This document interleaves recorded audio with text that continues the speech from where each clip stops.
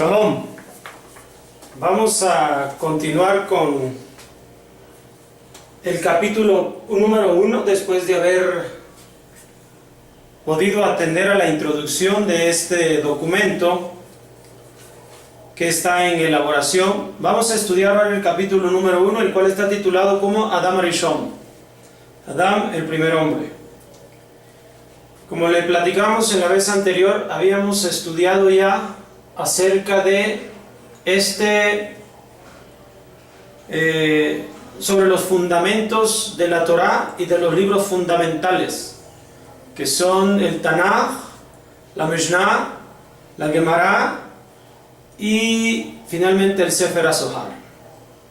Descubríamos lo importante que es conocer estos documentos para poder volver a el Pardes, a Gan Eden.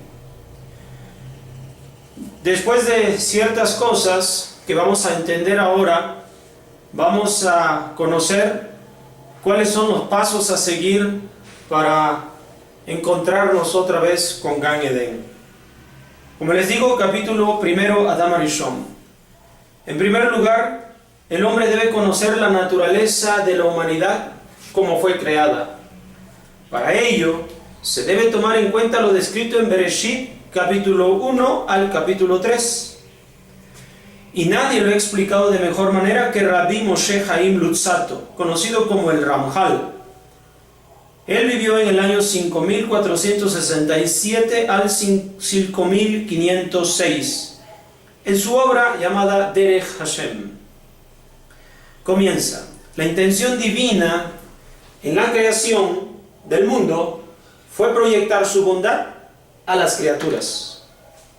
Dios exclusivamente es la total y absoluta perfección, libre de toda deficiencia, no existiendo ninguna perfección comparable a Él, y por lo tanto, cualquier perfección imaginable fuera de la perfección de Dios no es una perfección real, sino que se le denomina perfección en relación a algo inferior a ello. Empero la perfección absoluta se halla exclusivamente en Dios. Por ello, al ser la voluntad de Dios irradiar el bien, no le es suficiente beneficiar en forma parcial, sino que brinda la perfección sino que brinda el bien en la mayor medida que le es posible a las criaturas recibir este bien. Y siendo que Él es el único Dios verdadero, no se colma su voluntad de beneficiar, sino al brindar el bien más perfecto y real que existe intrínsecamente en su esencia divina. Por otro lado, este bien no puede existir sino en Él. Por ello determinó su inteligencia que la naturaleza de este verdadero beneficio exista en la posibilidad de las criaturas al relacionarse con Él, en la medida que les sea posible hacerlo. Entonces, todo aquello que por la propia naturaleza humana no le es posible alcanzar de la perfección divina, podrá hacerlo al relacionarse con Dios, en la medida que tal acercamiento permita acceder a dicha perfección, y podrán disfrutar del bien real en la medida que le es posible disfrutarlo. En definitiva, el propósito de todo lo existente fue crear aquello que pueda disfrutar de su bien en la forma que le es posible a Él hacerlo. La divina inteligencia determinó que para que este bien sea perfecto, quien lo reciba deberá ser digno del mismo, o sea, el verdadero receptor del bien y no un asociado accidental del mismo. Para emular la perfección divina, aún en forma parcial, debe el hombre ganar una perfección que su esencia no requiere y evitar deficiencias naturales en su ser. Por ello, Dios determinó la creación de conceptos en perfección y deficiencias, y el de una criatura gobernada por ambos conceptos. Y se le proporcionan a dicha criatura los elementos necesarios para alcanzar la perfección y evitar los defectos. Y entonces es posible afirmar que esta criatura emuló a Dios en la medida que le es posible hacerlo. Por lo tanto, se hizo merecedora de apegarse a Él y beneficiarse con su merced. Esto significa que la perfección adquirida por la criatura, al emular la conducta divina, lo conduce al apego a Dios. Además de ello, tal emulación de la actitud de Dios lo llevará a un creciente apego a Él, lo cual en última instancia convertirá la imitación de la conducta divina y el apego a Dios en una misma condición. La razón de esto es que al ser Dios la esencia de la verdadera perfección, cualquier perfección existente se relaciona con Él como las ramas lo hacen con su raíz. Y aunque no alcanzan la perfección absoluta, son consideradas una derivación y una consecuencia de aquella. Para comprender esto, debemos asumir que la verdadera perfección es la esencia divina. Y cualquier deficiencia no es sino la ausencia de su bien, el encubrimiento de su presencia. Por lo tanto, en su cercanía y en su iluminación, hallamos la fuente y origen de toda perfección existente y el encubrimiento de su presencia, la causa de la imperfección, cuyo grado de deficiencia dependerá directamente del grado de ocultamiento de la divinidad. Por ello, esta criatura, que se halla entre la perfección y la imperfección, al esforzarse por adquirir dicha perfección, se aferra a Él, que es la fuente y origen de ella. Y en la medida que adquiera mayores elementos de perfección, mayor será su cercanía y su involucramiento con Dios. Y finalmente, al alcanzar la finalidad y objetivo último de la perfección, alcanzará asimismo el total y absoluto apego a su Dios, y dicho apego a la divinidad le brindará el placer de su bien, y se perfeccionará en él hasta convertirse él mismo en el poseedor del bien y la perfección. Para que esto sea posible, que existan dichos conceptos de perfección y deficiencia, así como una criatura del tipo citada, que reúna las características requeridas, o sea, la capacidad de acceder a ambos conceptos y la capacidad de controlarlos, que adquiera la perfección y evite las deficiencias, y posea los medios para alcanzar dicho objetivo, es decir, para adquirir la perfección citada, que son numerosos y diferentes los elementos que se debe reunir, todos los cuales se interrelacionan en forma compleja a fin de posibilitarle su objetivo final. Empero esta criatura, destinada a lograr una condición tan elevada, o sea, el apego a Dios, será considerada el elemento fundamental de la creación, en tanto que todo lo demás existente no será sino una asistencia en cierta forma para que dicha creación exista y prospere en su objetivo. Por ello se consideran todas estas creaciones secundarias a la criatura fundamental. Lo que platicábamos en la clase anterior, lo inanimado, lo vegetal y lo animal. Esta criatura primaria y esencial es el hombre. Esta criatura primaria y esencial es el hombre. El intelecto y las virtudes son elementos por medio de los cuales el hombre puede alcanzar la perfección, en tanto que el materialismo y las malas inclinaciones conllevan las deficiencias citadas, entre las cuales el hombre se halla, para alcanzar incluso desde aquí la perfección. Ya citamos que el hombre es la criatura creada con el propósito de alcanzar el mayor grado de cercanía a Dios y transita entre la perfección y la deficiencia, empero con la capacidad de adquirir la perfección.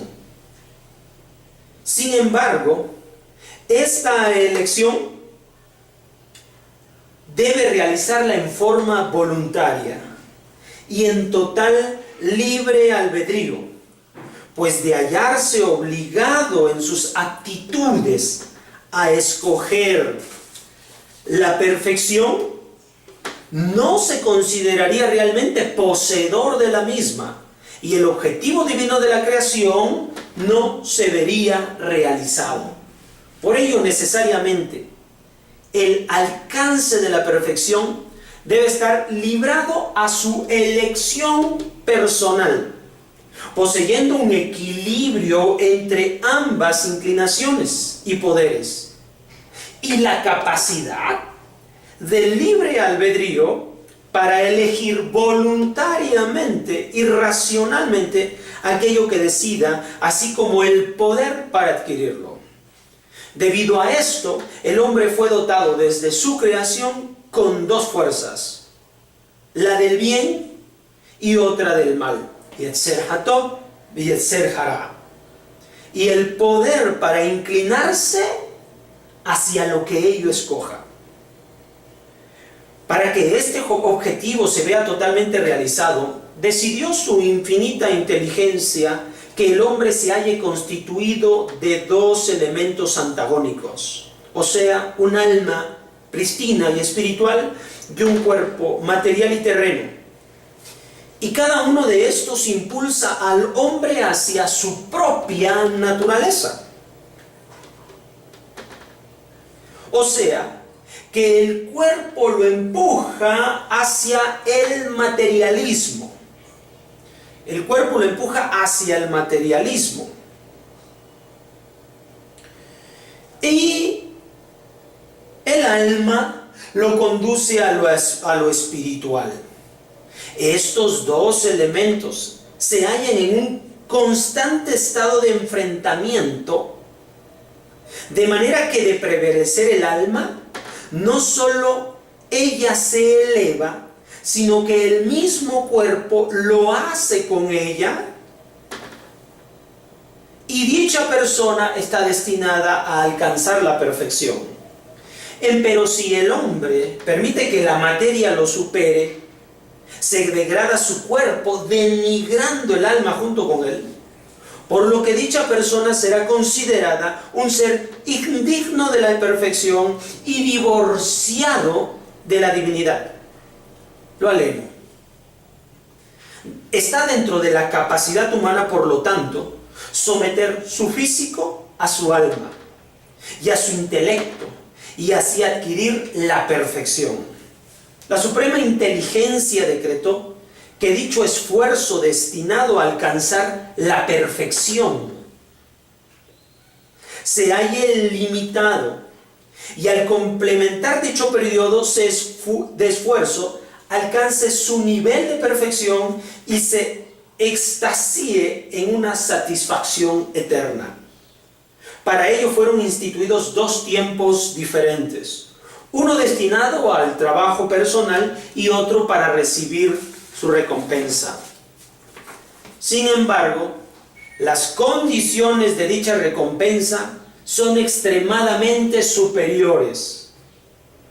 Pues en tanto que el periodo de esfuerzo personal posee un lapso limitado que la misma inteligencia divina estipulara como el apropiado para él, la recompensa no posee límites, es eterna y el hombre continúa regocijándose en la perfección alcanzada por la eternidad.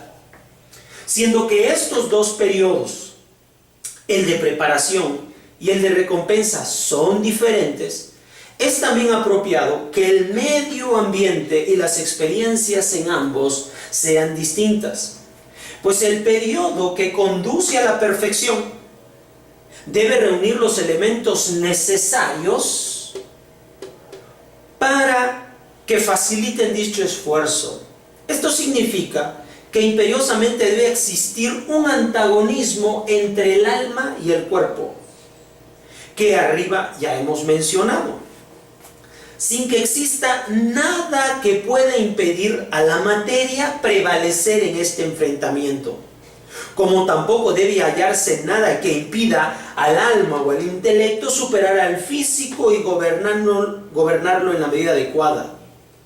Tampoco debe existir nada que se le otorgue al cuerpo o al intelecto la posibilidad de superarse por sobre la medida apropiada. Están en igualdad de circunstancias y condiciones y poderes. Y aunque aparentemente sería esto un elemento positivo, que hubiera mayor capacidad en el alma o el intelecto, pero según la intención original y el propósito de la creación del hombre, es que el logro de la perfección, por medio de su esfuerzo, no es en absoluto positivo, sino decimos 50-50. Durante el periodo de recompensa, sin embargo, exactamente lo opuesto será lo apropiado. Pues de prevalecer lo físico durante este lapso solo conllevaría oscuridad e impediría que el alma se apegue a Dios. Por ello es apropiado que entonces solo gobierne el espíritu y la materia se someta totalmente, de manera que no obstaculice en absoluto. Por esta misma razón, el Todopoderoso creó dos mundos: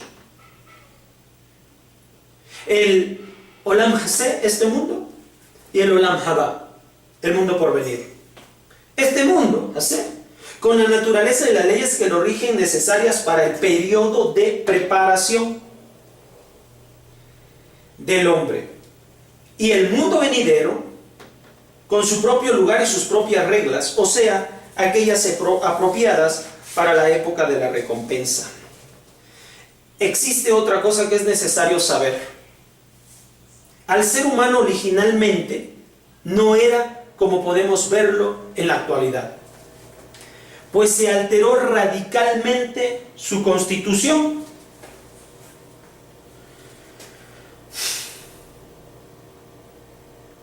Y la del mundo a partir del pecado. Por lo tanto, hablar del hombre y analizar su temática posee un doble aspecto, pues podemos hablar de él y sus características desde una perspectiva anterior al pecado, esta que estamos viendo, y otra posterior. Adán Arishon, al ser creado, se halla en el estado que citamos hasta ahora. O sea, se haya constituido de dos elementos antagónicos, el físico y el espíritu, como ya lo expresamos. Su medio se hallaba creado con el bien y el mal, y él estaba en una situación de equilibrio 50-50 ante ellos, con la posibilidad de escoger hacia cuál lado inclinarse. La decisión apropiada hubiese sido que escoja el bien, haciendo prevalecer el alma sobre el cuerpo y el intelecto sobre su pasión, y entonces hubiese alcanzado de inmediato la perfección, gozando de ella por la eternidad. Normalmente pensamos que el alma existe solo para dar vida al cuerpo, y la habilidad de razonar, y esa es toda su función. Sin embargo, entre sus funciones del alma se halla asimismo purificar la materia y elevarla permanentemente hasta que él mismo pueda acompañarla en el placer de la perfección.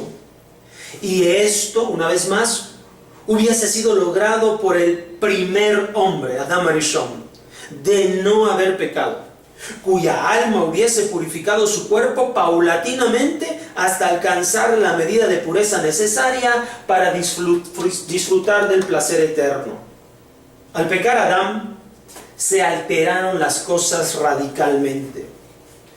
Las deficiencias de la creación original eran necesarias para que el hombre se halle en la situación de equilibrio que citamos y tenga la posibilidad de alcanzar la perfección con su propio esfuerzo.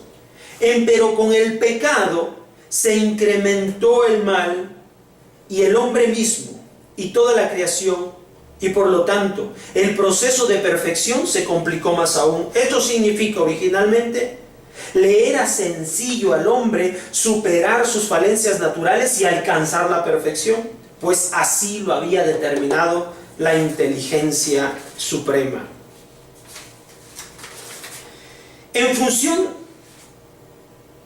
Sin embargo, las condiciones de dicha recompensa son extremadamente superiores. Así lo ha determinado entonces la suprema inteligencia, en función de lo correcto y lo bueno, ya que todo el motivo de la existencia del mal en el hombre era la propia determinación divina de que así fuese creado, y al trascender el mal que lo limitaba e inclinarse hacia el bien, inmediatamente se disociaría de sus falencias y adquiriría la perfección. Empero al pecar y por medio del pecado, hacer que la perfección se oculte todavía más. Y así fue el causante, el hombre, de su propio mal. Ya no le sería tan simple evadir sus defectos y alcanzar la perfección. Y necesariamente el esfuerzo requerido para alcanzar la perfección se multiplica. Ahora, ya que en el principio necesitará regresar a este estado original previo al pecado, y posteriormente podrá superarse y alcanzar el estado de perfección del hombre. Al margen de esto, decretó la justicia divina que tanto el hombre como el mundo ya no pudiesen alcanzar la perfección de equilibrio 50-50 en esta forma degenerada, o sea, en la forma actual en la que ya se ha incrementado el mal en el hombre. Y ahora, imperiosamente el hombre debe morir, así como todo elemento creado que se pervirtió en él. El alma se halla imposibilitada de purificar al cuerpo en tanto éste no fallezca y se descomponga. Solo entonces podrá el cuerpo reconstruido introducirse nuevamente en él y purificarlo. Asimismo, el mundo todo perderá su forma actual y posteriormente adoptará otra diferente, apta para la perfección. Por ello, fue decretado que el hombre, para redimirse, para retomar su estado anterior, el estado original, muera el cuerpo, muera y retorne a la vida en la época de la resurrección y alcanzar el equilibrio una vez más. Por ello fue decretado que el hombre muera y retorne a la vida en la época de la resurrección y el mundo se destruya y posteriormente se renueve, como lo han expresado nuestros sabios de bendita memoria. 6000 años existirá el mundo y durante 1000 años permanecerá destruido. Al finalizar estos 1000 años, Dios volverá a reconstruirlo. Sanedrín 97. Hasta aquí lo que cita el Derech Hashem. Aparte de lo aprendido por este gran rabino de bendita memoria, es necesario añadir oportunamente algo, según se sabe en Bereshit 3. Un ser extraño se presenta por única vez en la Torá y desde entonces no volverá a aparecer sino hasta el final de los tiempos. Cuando este sea revelado, este ser es Nahash, la serpiente, quien engaña a Javá, la mujer, cambiando la verdad por las mentiras. Y estas fueron: 1. ¿Acaso dijo Dios, no comerán de todos los árboles del jardín? 2. No habrán de morir. Y añade, porque sabe Dios que el día que ustedes coman, entonces se abrirán vuestros ojos y serán como divinos, conocedores del bien y del mal. Como se aprende del Ramjal, a quien hemos leído, y siendo que Él es el único Dios verdadero, no se colma su voluntad de beneficiar, sino brindar el bien más perfecto y real que existe intrínsecamente en su esencia divina. Brindar todo el bien. En cambio, Nahash desde el principio ha actuado ilegítimamente, porque jamás estuvo en la verdad, pues no hay verdad en él. Solo habla la mentira, esa es su naturaleza. Lo sabemos cuando dijo, ¿acaso Dios dijo, no comerán de todos los árboles del jardín? Y segundo, no habrán de morir. Cuando Akadosh Baruj Hu claramente había mencionado que al hacerlo morirán. Expresa un pequeño pero sutil giro de la verdad. Y con eso provoca el error. También se destaca algo más entre las cosas que dijo Nahash. Porque sabe Dios que el día que ustedes coman de él, entonces se abrirán vuestros ojos y serán como divinos, conocedores del bien y del mal.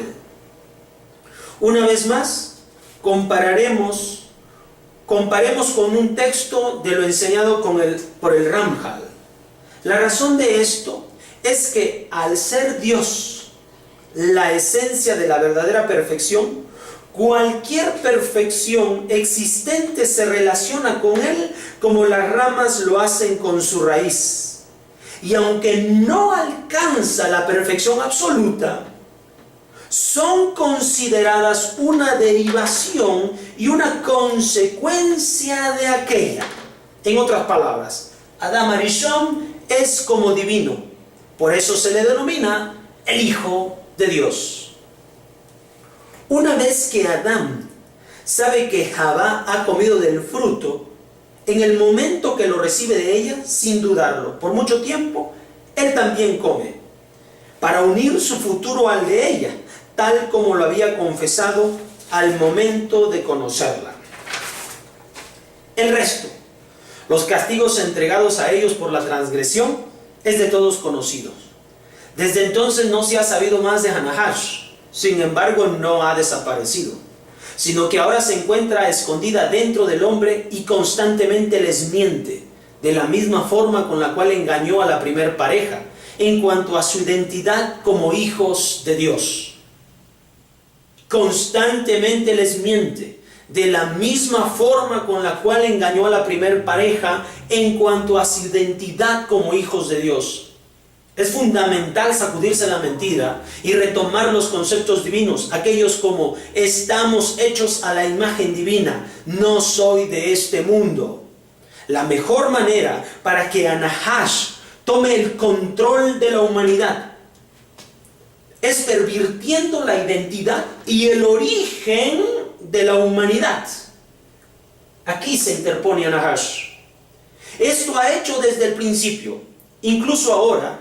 Tiene a la mayoría atrapados en sus mentes cuando difundió aquello de el origen de las especies o cambiando la versión histórica de las naciones, etc. Y todo para que la humanidad no descubra sus orígenes en Dios.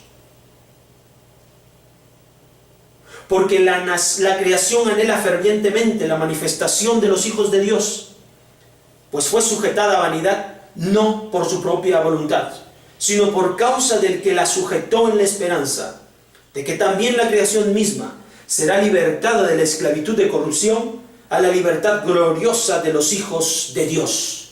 No queda otro camino sino este, y para alcanzarlo será necesario e imperativo conocer nuestras aptitudes divinas con las cuales hemos sido creados.